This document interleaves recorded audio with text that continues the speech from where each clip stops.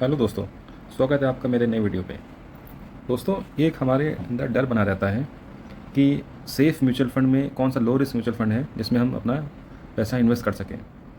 अगर 2026 में मार्केट गिर जाए या अचानक रिसेशन आ जाए, जो पॉलिटिक्स वॉर आप देख ही रहे चल रहा है अभी, इन्फ्लेशन, ग्लोबल टेंशन बढ़ जाए, तो आपका पैसा कहाँ कंपैरेटिवली ज़्यादा सेफ़ रह सकता है। हर इंसान हाई रिटर्न नहीं चाहता। बहुत लोग चाहते हैं कम गिरावट हो, स्टेबल ग्रोथ हो, टेंशन फ्री इन्वेस्टिंग हो और लॉन्ग टर्म वेल्थ क्रिएशन हो। और ख़ासकर अगर फैमिली रिस्पॉन्सिबिलिटी है, किसी पास पेरेंट्स डिपेंडेंट हैं और फ्यूचर प्लानिंग अभी करनी है, उसमें जैसे क्या क्या है, घर, कार, बच्चों की पढ़ाई, शादी के गोल। तो वो जो लोग होते हैं वो blindly risk small cap funds में पैसे डालने के नहीं लेते हैं और ना वो सोचते हैं कि सही स्ट्रैटेजी होगी, क्योंकि हर कैटेगरी के लिए, सबके लिए अलग अलग फंड है एज़ पर देयर गोल।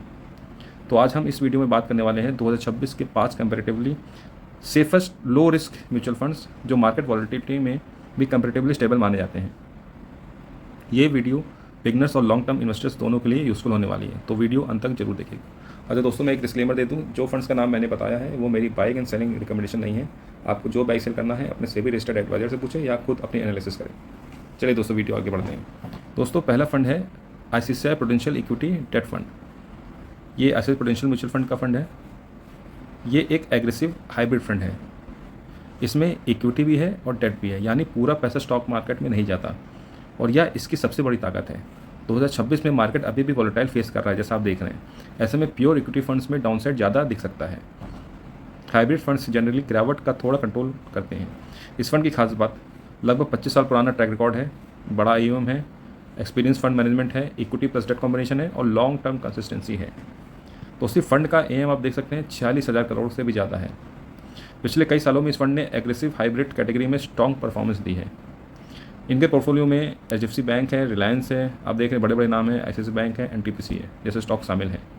अब इंपॉर्टेंट बात, यह फंड उन लोगों के लिए अच्छा हो सकता है जो प्योर इक्विटी से डरते हैं लेकिन FD जैसा लो रिटर्न भी नहीं चाहते हैं और लॉन्ग टर्म वेल्थ क्रिएशन करना चाहते हैं। अगर मार्केट क्रैश आता है तो डेट एलोकेशन थोड़ा क्वेश्चन प्रोवाइड कर सकता है, लेकिन ध्यान रहे हाइब्रिड फंड भी मार्केट से पूरी तरह सेफ नहीं होता।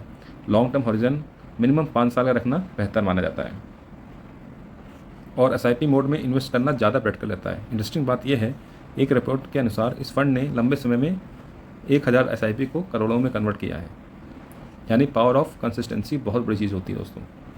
दूसरे फंड के पे आते हैं हम, Parag Parikh flexi cap fund. India का सबसे पॉपुलर फ्लेक्सी कैप फंड में से एक है। 2026 में यह फंड काफ़ी इन्वेस्टर्स की वॉच लिस्ट में बना हुआ है और इसके पीछे रीज़न क्या है? Discipline investing, value investing approach, limited over trading, quality compliance.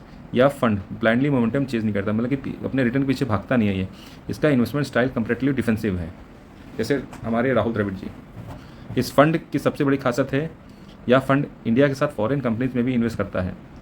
इसके टॉप होल्डिंग अल्फ़ाबेट है, HDFC बैंक है, बजाज होल्डिंग जैसी कंपनीज इसमें हैं। यह डाइवर्सिफिकेशन डाउनसाइड को थोड़ा बैलेंस करने की मदद करता है। 2026 में यह भी भारत के बेस्ट फ्लेक्सी कैप फंड्स में शामिल किया जा रहा है। इस फंड का AUM बहुत बड़ा हो चुका है, लगभग 1.5 लाख करोड़ के आसपास है दोस्तों।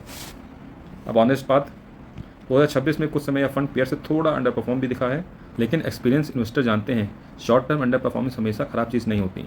कई बार conservative investing style bull market में स्लो दिखता है, लेकिन क्रैश में वही स्ट्रैटेजी बचाती है। इस फंड की वॉलेटिलिटी हिस्टोरिकल कंपैरेटिव कंट्रोल रही है।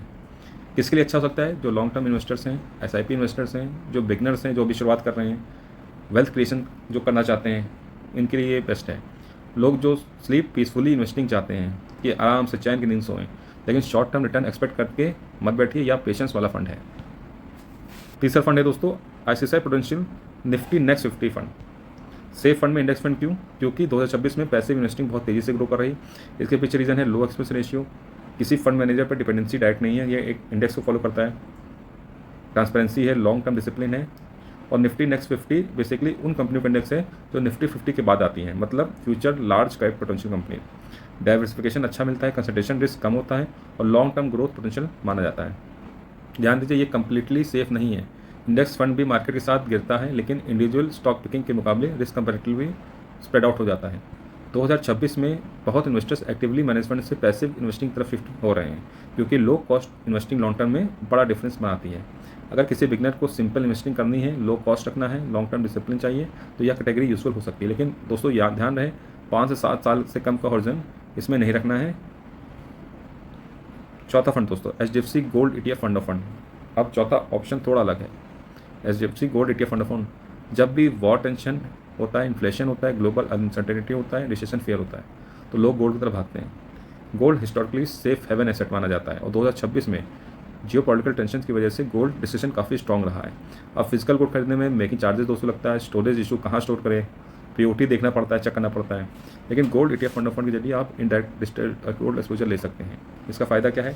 डीमैट कंपलसरी, कोई FF ऑप्शन में नहीं है, सिर्फ SIP पॉसिबल है, ईजी इन्वेस्टिंग है, पोर्टफोलियो डाइवर्सिफिकेशन है। अब बात दोस्तों समझिए, गोल्ड हमेशा हाई रिटर्न नहीं देता, कई साल साइडवेज रहता है, मतलब कि एक जगह स्थिर भी रहता है, कभी ऊपर नीचे हल्का फुल्का करता है फिर स्थिर रहता है। लेकिन जब इक्विटी मार्केट प्रेशर में होता है तब गोल्ड कई बार स्टेबिलिटी देने में का काम करता है। इसलिए बहुत एक्सपीरियंस इन्वेस्टर्स पोर्टफोलियो का छोटा हिस्सा गोल्ड में रखते हैं, लेकिन पूरा इन्वेस्टमेंट गोल्ड में डालना स्मार्ट डाइवर्सिफिकेशन नहीं माना जाता है। 5 से 15% एलोकेशन अप्रोच कई एक्सपर्ट्स यूज़ करते हैं। दोस्तों 5वां फंड पे आते हैं अपने Nippon India balance advantage fund. यह डायनेमिक एसेट्स एलोकेशन का फंड है। फंड मैनेजर मार्केट कंडीशन देखकर इक्विटी और डेट एलोकेशन बदल सकते हैं। अगर मार्केट बहुत एक्सपेंसिव लगे तो इक्विटी कम कर सकते हैं, अगर मार्केट अट्रैक्टिव लगे तो इक्विटी बढ़ा सकते हैं। यह फ्लेक्सिबिलिटी इस कैटेगरी को इंटरेस्टिंग बनाती है। इस फंड ने कंपैरेटिवली स्टेबल परफॉर्मेंस दिखाई है। इस फंड का फोकस कहाँ है दोस्तों? वॉलेटिलिटी कम रखना, स्मूदर जर्नी देना, इमोशनल पैनिक कम करना। 2026 में कई conservative investors balance advantage category को प्रेफर कर रहे हैं क्योंकि मार्केट वैल्यूएशन अनसर्टेनिटी बनी हुई है। इस फंड में दोस्तों इक्विटी है, डेट है और हेजिंग स्ट्रेटेजीज का मिक्स हो सकता है। अब सबसे इंपॉर्टेंट चीज़ दोस्तों, अगर कोई इन्वेस्टर पहली बार मार्केट में आ रहा है, ज़्यादा गिरावट नहीं चाहता, SIP शुरू करना चाहता है, तो यह कैटेगरी साइकोलॉजिकली कंफर्टेबल लग सकती है।